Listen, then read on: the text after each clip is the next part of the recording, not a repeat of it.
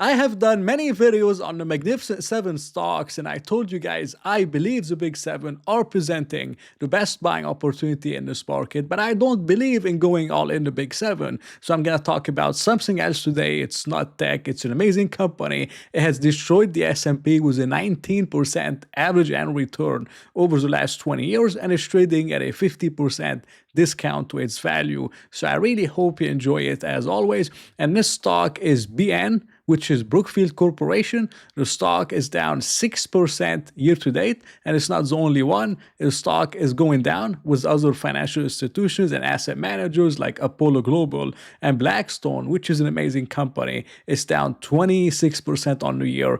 BN is following them along, although BN is a much better company, and the reason of why those asset managers are going down doesn't really apply to BN, but the algorithms are selling them together, which is why I believe it's presenting an opportunity. The stock has pretty much killed it. It's up 19% on an annualized basis since 1993. It has performed really, really well. You have Bruce Flatt as a CEO. They call him the Warren Buffett of Canada, and he has skin in the game. Most of his net worth is in Brookfield Corporation, which is really amazing. And as of the recent quarter, the company has repurchased $1 billion of its own stock, and they believe it was at a 50% discount to their own intrinsic value, which is really, really amazing. Now, a lot of people get confused whenever they're analyzing BN. They believe it's a complex company, and it is a complex structure, to be honest, but it's becoming more and more simpler over time as they're moving away from real estate and into asset management and the wealth solutions business, which is the insurance business. So I'm going to break down every single segment and give you my valuation model. The first one is the asset management, which is Brookfield Asset Management. It's a public company on its own, and BN owns 73% of the company. This entity pays 95% of their cash flow as a dividend, so BN collects dividend income. Now, the asset management business, they manage assets over $1.1 trillion, and their AUM has been growing at a 19.5% CAGR since 2017. Most of this capital is locked in for the long term, around 87%, through mainly 10-year contracts. So if we have a credit event, a financial crisis, a lot of investors can't just call BN and say, hey, I want my money back. It doesn't really work this way. They kind of have to keep them in the fund. And BAM takes the money and it invests it in a lot of different projects, a lot of things within infrastructure, nuclear, and other kind of power generating plants, which is for AI data centers. They're really big in data centers and mainly on the power side of data center and energy. Then they have renewable power and transition, mainly outside the United States. They have wind farms and solar farms, not much in the US. Most of it is outside the US. Then they have private equity, real estate, and credit. And credit is the reason why this stock is going down and all the Blackstone and all these asset managers are going down, because we have a lot of things going on in private credit. And with private credit, a lot of companies, they lend directly to startups and to even software companies that are being disrupted by AI based on their income. Nothing is really backing those loans, and they just lended them based on their income. And AI is disrupting a lot of those software companies. A lot of them could go to zero. And there's a lot of frost in that because those loans aren't really backed by anything. This is what Apollo is doing, and this is what Blackstone is doing, but this is not what Brookfield is doing. And this is from the latest earnings call. They said, when we think about our portfolio, our area of focus has really been heavily around real assets, asset-backed finance, opportunistic. And these are where we have expertise around the structuring, the underwriting, and things like that. We've been less focused around the more commoditized part of private credit, which is mainly direct lending. So this is where the frost is. It's mainly in direct lending because those companies are lending those companies. They're bypassing the banks. They just lend them money based on the income or their cash flow, and it's not really backed by anything. So if they go to zero, they go bankrupt. There's nothing for Apollo or Blackstone to collect. But for BN, they lend it based on assets. So the loan has to be backed by real estate. It has to be backed by a real, actual asset. So if that company goes under, there's the asset that BN can actually claim. And this is how BN does it. So BN is not as exposed as those companies, and that's why BN is going down a little bit less than Apollo Apollo and a little bit less than Blackstone, but still it's going down, could go down much, much lower. And I believe that would present an amazing opportunity. Now, the second part of BN, which what makes it really special, is Brookfield Wealth Solutions.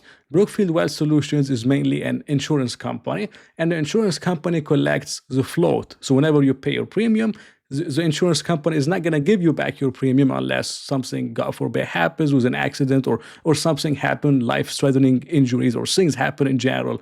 Then they have to give you back the premium in terms of the payment. But they don't have to give it to you in the meantime, which they get the money, it's called the float, and they give it to Brookfield Asset Management, which invests the money in very safe assets, sometimes in annuities, or they invested in government bonds and short-term treasuries, and they collect 4 or 5%, and they're getting this money pretty much for free for very little interest rate because they're just paying the premium, and they make massive, massive returns. And this is the flywheel that makes this company really special. This flywheel is not unique. Berkshire Hathaway has been doing it for many decades with Geico, and that's one of the secrets to Warren Buffett's return. It is getting the float with little to no interest rate, and he could reinvest the float, and by the time he has to pay the float back in 10, 20 years, or when something really bad happened, the money would have compounded to crazy amounts. And it's like an interest-free loan, which is really special within Brookfield, and this is something that a lot of asset managers don't actually have. Then the last business of Brookfield is real estate. This is my least favorite, but over time it has becoming less and less as a percentage of the portfolio.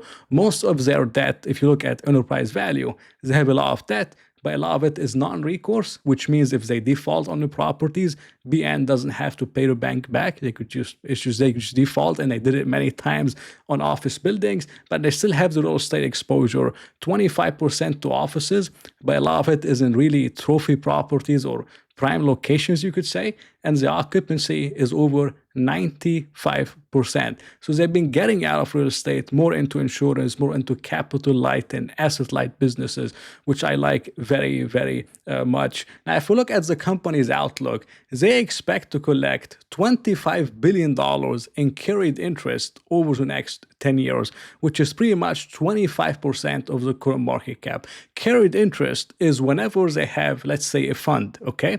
BAM, which is the asset management business, they collect a fee for managing the money. And let's say the target return of the fund is 8% a year, okay? If BAM can achieve 10 or 11%, then they get something called carried interest, or you could say like a bonus for outperforming the initial target. And most of those funds have so far outperformed their initial target. By the time they mature, BN expects to collect $25 billion in just carried interest, which is about 25% of the current market cap. So this is how cheap this stock is. Then if we look at their guidance for DE, DE is distributable earnings per share growth, which is mainly earnings per share, but for their own metric, it's distributable earnings, and it's not really adjusted that much. But distributable earnings is expected to grow 17% CAGR from just the operating businesses over the next 5 years. Now, BN does dividends, and they also do buybacks, and they reinvest the money that they get. With the reinvestment and with the carried interest, they expect DE to grow about 25% CAGR between 2025 to 2030. And this is a company that historically under-promises and over-delivers. So you're getting 25% CAGR in earnings per share, and you're currently paying about 19 times earnings on a $107 billion market cap. The stock is extremely, extremely undervalued. This is less than one peg with an amazing world-class CEO, I would say.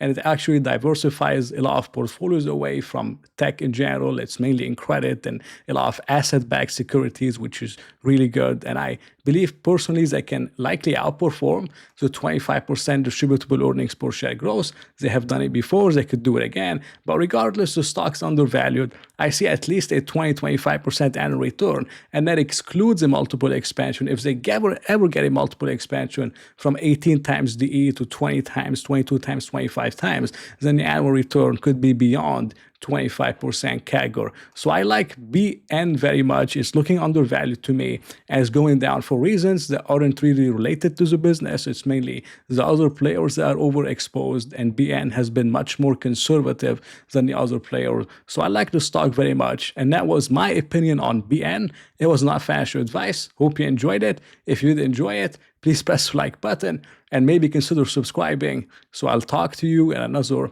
video.